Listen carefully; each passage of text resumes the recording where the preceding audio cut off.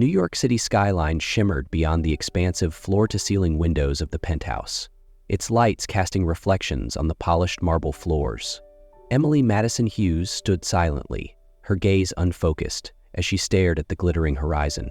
There had been a time when this view left her in awe, a time when it symbolized endless dreams and possibilities. But that was years ago. Now the very lights that once captivated her seemed cold and distant, mocking the hollowness of her existence. Emily's hands trembled as she placed a small, white envelope on Adrian Hughes's mahogany desk. Next to it, she laid down her wedding ring, the diamond catching the city's lights and scattering prisms across the room. The final item she set down was a pregnancy test, the proof of a life growing inside her, a life she had sworn to protect from the suffocating void her marriage had become. For 5 long years, she had been Mrs. Hughes, a perfectly composed figure in designer gowns, attending endless galas and charity events. To the outside world, she lived a life of privilege and glamour. Inside, however, she was a prisoner, trapped by appearances, by expectations, and most of all by Adrian's relentless pursuit of control and perfection. Tonight, that life was over. Emily was no longer the accessory that adorned Adrian's empire. She was a woman reclaiming her identity, preparing to return to the one place where she had once felt whole, her family's vineyard in Napa Valley. Memories flooded Emily's mind as she stood alone in the stillness of the penthouse. She recalled the countless nights she spent waiting in the shadows, hoping Adrien would come home before midnight. But when he did, he barely acknowledged her presence, walking past as if she were invisible. His usual excuse echoed in her mind: "I have early meetings." To Adrien, she wasn't a partner. She was merely a piece of his carefully curated image. The painful memory of last week's charity gala resurfaced, sharp and vivid. Emily had stood amidst a group of investors attempting to discuss a charitable initiative. Before she could finish, Adrien had patted her hand condescendingly and addressed the crowd. "My wife. She's quite decorative, isn't she? Though I'm afraid that's the extent of her contributions." Polite laughter rippled through the group. Emily had struggled to keep her hands from trembling as she quietly retreated, their judgmental eyes following her. Later that night, she had locked herself in the marble bathroom and muffled her sobs, just like so many nights before. But this time was different.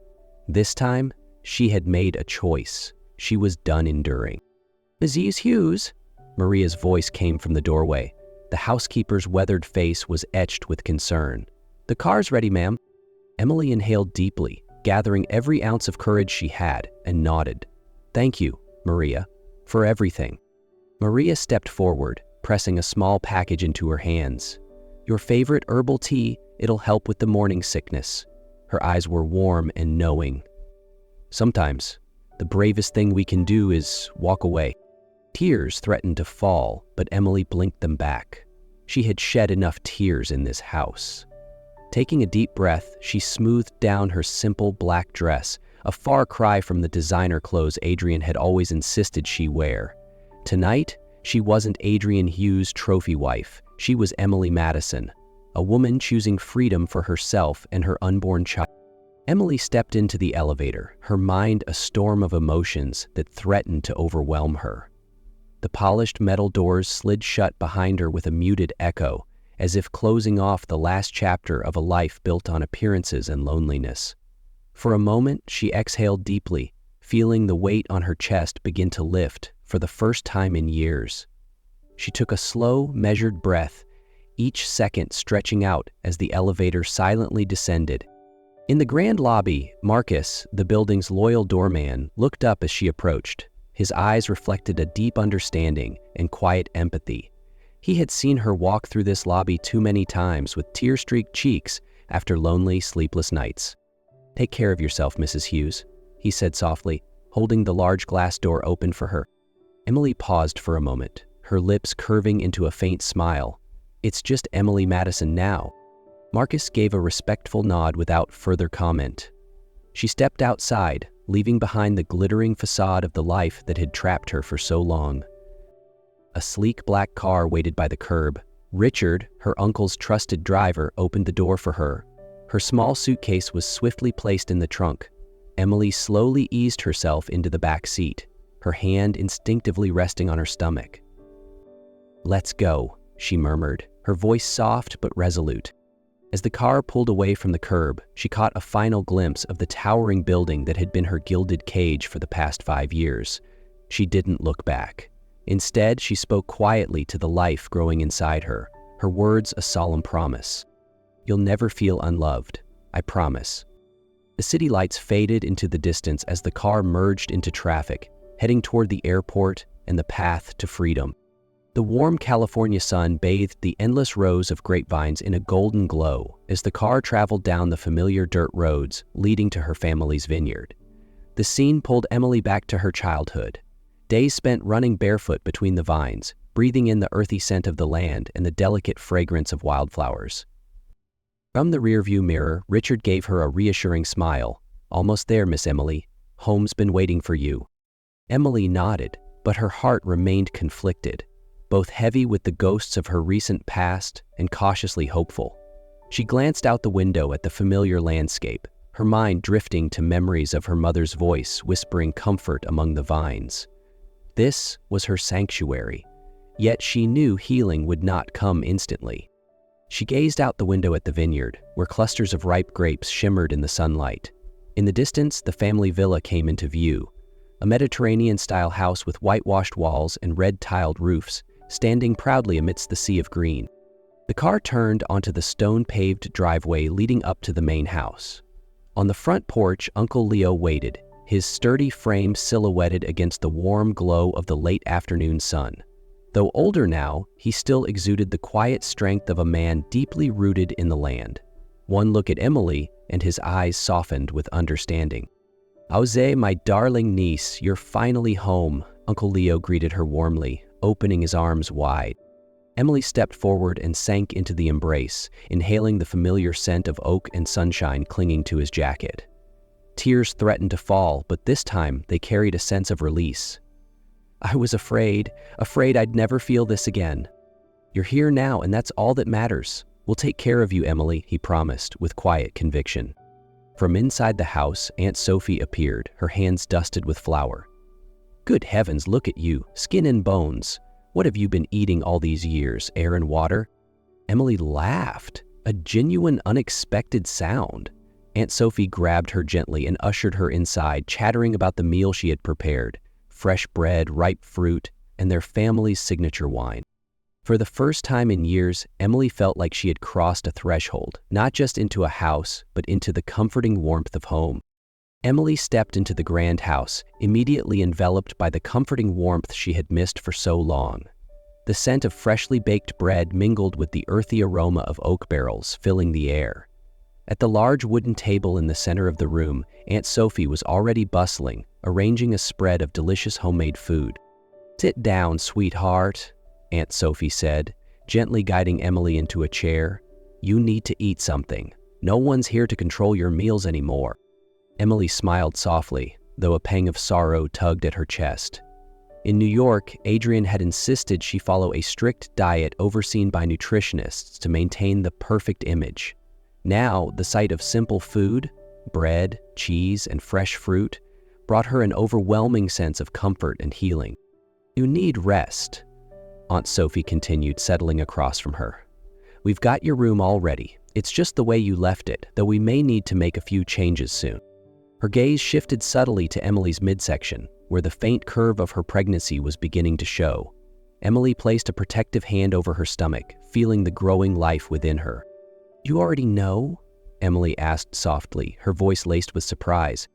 "Didn't need anyone to tell me," Aunt Sophie replied with a knowing smile. "I can see it in your face. Plus, I've got a bit of intuition when it comes to these things." Uncle Leo entered the room moments later, setting a stack of clean towels on a nearby shelf. "We'll take care of both of you," he said firmly. "You don't have to worry about anything anymore. This is your home, Emily, and we won't let anyone hurt you again." A wave of relief and safety washed over Emily, bringing tears to her eyes. For the first time in years, she felt the true meaning of home, a place of belonging, love, and healing. Adrian Hughes entered the penthouse close to 3 a.m., exhausted after a grueling day of business. The silence that greeted him was something he normally welcomed. He had grown accustomed to not hearing pointless conversations about someone's day or Emily's futile attempts to connect with him, but tonight the stillness felt unsettling. As he stepped into his office, he noticed something was off. A familiar scent hung in the air. Jasmine, Emily's perfume. She never entered his office. It was an unspoken rule between them. But tonight it seemed she had broken that rule. His gaze fell upon the desk, where 3 objects lay waiting. The glittering diamond wedding ring, a pristine white envelope with his name written in Emily's elegant handwriting, and something else, a pregnancy test. Adrian's chest tightened. "This is ridiculous," he muttered under his breath, but his hands shook slightly as he reached for the envelope. He opened the letter carefully, an unfamiliar feeling of dread settling over him. Emily's words hit him like a series of sharp blows, each line cutting through the armor of detachment he had meticulously built. "Adrien, by the time you read this, I'll be gone. Not for a few days or weeks. Forever. I've spent 5 years trying to turn this marriage into something real, but you can't change because you don't want to. I've endured enough, but now there's someone else to consider. Our child." Adrien paused, his eyes shifting to the pregnancy test on the desk. The word positive glared back at him like an accusation. He continued reading the final lines of the letter. "Don't try to find me. Your power and wealth won't reach where I'm going. Consider this my gift to you. Freedom from the burden of pretending to be a husband. You can finally live the way you want, completely alone." The letter slipped from his hand, fluttering to the floor like the fragile remains of their broken marriage. For a moment, Adrien stood frozen, her words echoing in his mind like the final toll of a bell, cold, resolute, and unrelenting. The weight of her departure crushed him in a way no corporate loss ever had. Then panic surged. He grabbed his phone and called his head of security. "Find Emily, now," he demanded, his voice tight with urgency. But within minutes, he received a grim report. Her credit cards hadn't been used, her phone was off, and the last footage showed her leaving the building at midnight in a car owned by her uncle. Every plan to track her down hit a wall. Her family had shielded her, blocking his influence at every turn. Standing alone in the silence of the penthouse, Adrien felt something he hadn't experienced in years: fear. The fear of losing something that no amount of money could ever replace. In the days following her return to the vineyard, Emily slowly began reconnecting with herself and the land that had shaped her. Morning sunlight shimmered across the rows of grapevines, casting a golden glow on the dewdrops that clung to the leaves. She walked slowly through the vineyard, taking deep breaths of the familiar earthy air, feeling the peaceful rhythm of a life she had lost during her years in New York's suffocating world of appearances. Each morning, she rose early to help Aunt Sophie prepare breakfast for the vineyard workers. Simple tasks like kneading dough, baking bread, and harvesting fresh vegetables brought a quiet sense of healing to her soul. One quiet afternoon, Emily sat on the porch, her gaze drifting over the sprawling vineyard. Memories of her mother, Catherine, surfaced. Memories of a woman who had taught her to cherish the land and to find beauty in life's simple moments. Her mother had passed away many years ago, leaving a deep void in Emily's life. Uncle Leo joined her, sitting down with a gentle expression. "You know, your mother was always so proud of you," he said softly. "She always believed you would find your way, no matter how hard life might get." Emily smiled faintly, placing a hand over her growing belly. "She's still guiding me even though she's not here, I think. I finally found my way back." "She'd be thrilled to see you now," Uncle Leo replied. "And you don't have to face anything alone anymore. You have your family here, and a whole community ready to support you." Later that afternoon, Emily worked alongside the vineyard crew, pruning the vines and reviewing the vineyard's records with Uncle Leo. The simple, steady rhythm of her tasks grounded her, giving her a sense of ownership over her life once more. For the first time in years, she felt like she was truly living, not just existing as a part of someone else's world. Adrien arrived in Napa Valley with the intention of seeing Emily immediately, but his plans were quickly thwarted. Her family, especially Uncle Leo, refused to let him near her. In a tense conversation at the gates of the vineyard, Uncle Leo made his stance clear. "You won't see Emily unless she's ready. This is family land, and here, your power means nothing." Adrien stood in stunned silence, realizing for the first time that the money and influence he had always relied on held no sway here. After a long pause, he exhaled deeply and asked, What do I need to do? Uncle Leo gestured toward the small nearby town. Prove yourself. We don't need promises or cash. If you truly want to understand Emily, start by learning where she comes from. Adrien made the decision to stay in Napa, taking a job at a small vineyard run by a family friend. His first day was grueling. His hands, accustomed to signing contracts and holding conference calls, struggled to grip tools and carry heavy barrels. Sweat soaked through the old work shirt he had hastily bought from a local shop. The townspeople watched him with suspicion. They knew exactly who he was and what he had done to Emily. But instead of giving up, Adrien patiently learned and worked hard.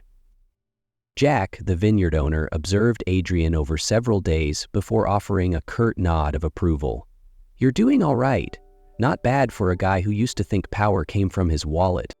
Day by day, Adrien found himself slowly adjusting to the rhythm of vineyard life. His muscles ached, his hands blistered, and he cursed under his breath more times than he could count, but he kept going. Over time, he began to notice the small rewards.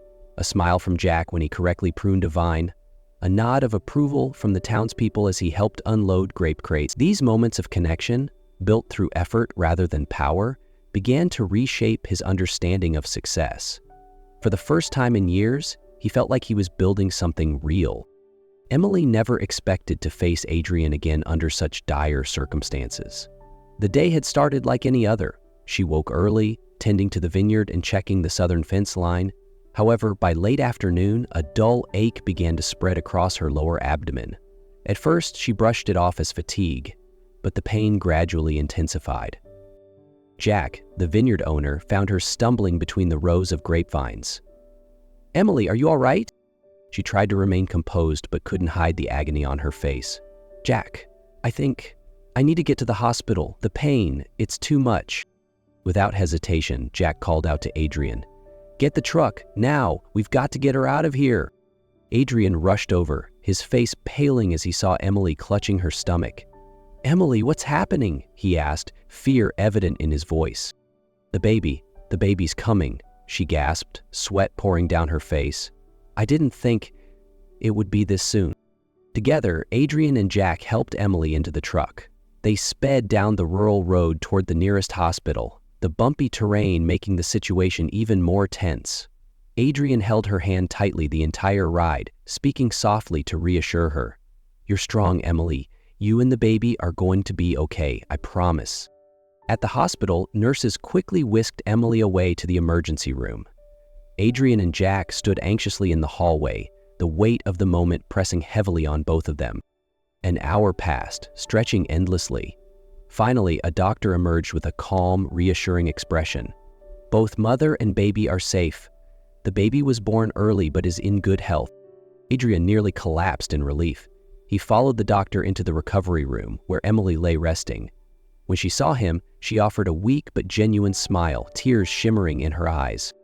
"Her baby," she whispered.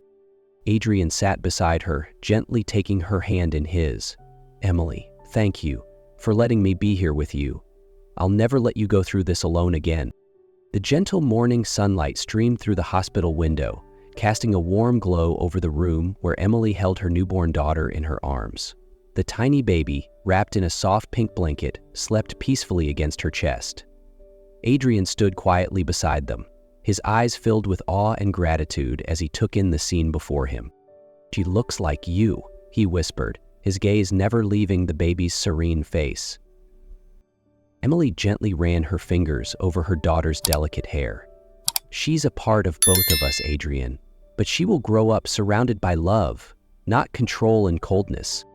Adrien nodded, a mixture of sorrow and resolve in his eyes. "I know. I can't change the past, but I want to build a different future for her and for you. I bought a small vineyard nearby. I want to learn how to care for it from the ground up, the way you did. I want our daughter to know both sides of life, love, family, and responsibility." Emily studied him, seeing a man who was no longer the cold, power-obsessed figure she had left behind. Now, he was someone searching for redemption, someone willing to embrace a new way of living. "It's going to be a long road, Adrien," she said softly. "I need time to learn how to trust you again." "I understand," he replied. "I'm not asking for forgiveness overnight. I just want to be near you and our daughter, one day at a time. Outside the room, Uncle Leo and Aunt Sophie entered, carrying fresh flowers and baked goods. "The whole town is thrilled for you and the baby, Emily," Aunt Sophie said, placing the bouquet on the bedside table. "We held a prayer circle last night."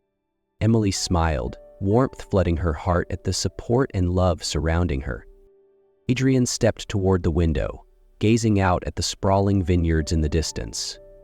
The golden morning sun illuminated his face, revealing a man transformed, a man learning to love without conditions. He turned back to Emily and their child, hope glimmering in his eyes. "Shall we start over?" Adrien asked gently, his voice trembling with both hope and fear. Emily hesitated for a moment, her gaze locking with his. Slowly, she nodded, feeling the weight of both forgiveness and caution. "One day at a time," she agreed, her hand resting protectively over their child. "But I'm willing to try." In her arms, their daughter stirred slightly, as if agreeing with her mother. The warm sunlight bathed the room, signaling a new beginning for all of them.